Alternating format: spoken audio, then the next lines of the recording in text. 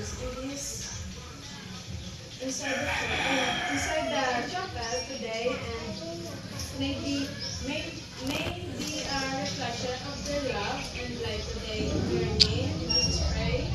Amen. The girl in the mirror.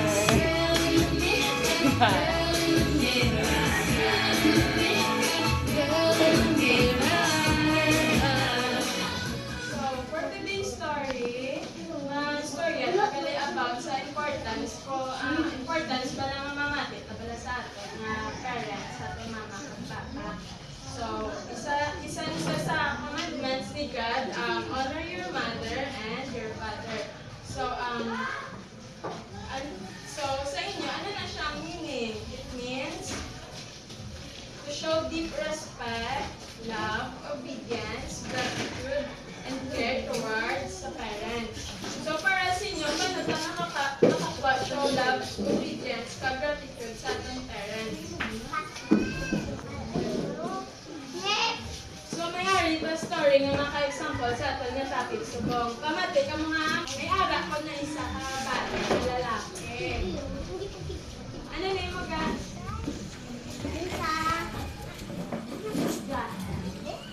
So, may ala ko na isa ka bata. Ngalan niya si Jahan.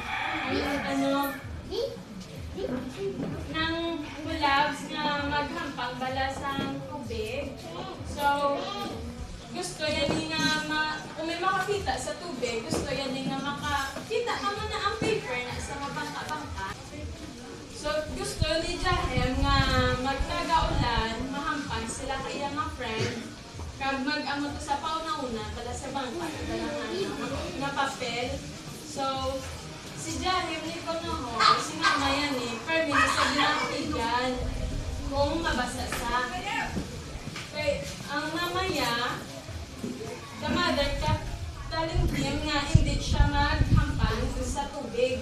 Jahem niyo, gusto yan nga mag-spila sa. So, nagkanto siya sa school, yung klase nila about sa leptospirosis. Sino kabalo sa leptospirosis? Kabalo ko mo. So, ang leptospirosis, ano niya siya ang infection bala sa sa tubig na makuha niyo bala ka. Bala kung magbaha-baha, bala o sa danaw lang bala. Pagdamot na sa mo nagdamot sa balaiki kay laga or igko nahalin sa ibang sapat. Sa nagkuli siya, ginhagad siya ka-friend siya nga maghampang. Si Jahem nimo wala sa namati. Tigding tawag si Jahem sa iya nga friends nga damo bala sa gahampang sa danaw, damo basura. Tigding natawag sa mga friends siya. Kaya hindi, maghampang kay damo-damo kaya basura. Ang natabo, napilas si Jahem. So, para sa inyo, ano natabo sa iya? Na ano sa? Nilana. Very good.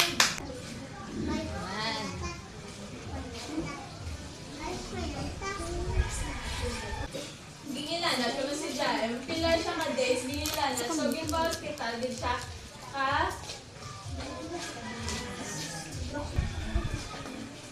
Binilana sa diba? So, samtang ara sa hospital, kapanungdong si Boy nga tani, namati na lang sa kuno, namati na lang kuno si Jaime sa iya nga mama. So, nakago siya sa hospital, nag-sorry sa iya nga mama, pag nag-promise na mamati na siya permit.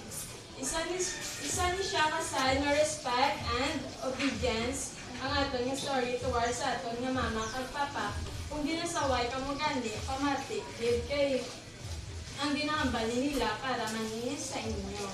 So, paano nyo ipakita ang love nyo sa inyo parents kag ang respeto sa ila? Paano nyo ang love nyo mama nyo kag papa nyo? Ginaano nyo permit sa mama nyo kag papa? Gahagda sa iyo. Ikaya? Halaman. So, ano ang ngalan ka lalaki sa story? Jahem.